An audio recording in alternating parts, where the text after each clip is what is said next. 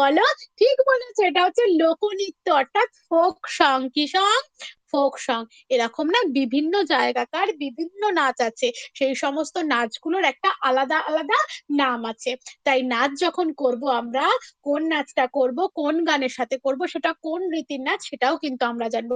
এবং অবশ্যই নাচের আগে আমাদের যে প্রণাম করতে হয়, সেই প্রণামটা করব। আর অবশ্যই কিন্তু আমরা সকলে মিলে ভাষার ডান্স করব। কি করব তো? বেশ বেশ। নাচ করলে কি হয় বললাম? শরীর ভালো থাকে এবং মনও ভালো থাকে। ঠিক আছে? এই তো, থ্যাংক ইউ। বাহ, সুন্দর হয়েছে, সুন্দর হয়েছে। নাচের থ্যাংক আপনার ইউ। আর একটু তুমি কোথাকার ভালো অন্যান্য লেগেছে। জায়গায় দুই একটা কোনো কোনো জায়গা যে নাচটা আমি রীতিটা সহজগুলো মানে বললাম। বলে।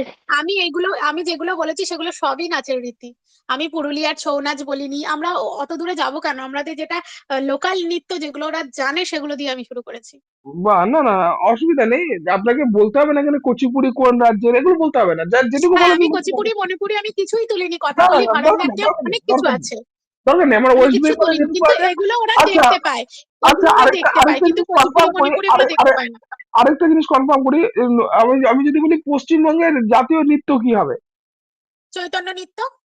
ব্যাস, এটা একটু উল্লেখ করে দেবেন। গৌর নৃত্য। একদম বেশ। গৌর নৃত্য বলে। ঠিক আছে। হ্যাঁ হ্যাঁ, গৌর নৃত্য বলে, হ্যাঁ। আচ্ছা, নেক্সট কে দেবে? নেক্সট কে আসবে? আসো তাড়াতাড়ি।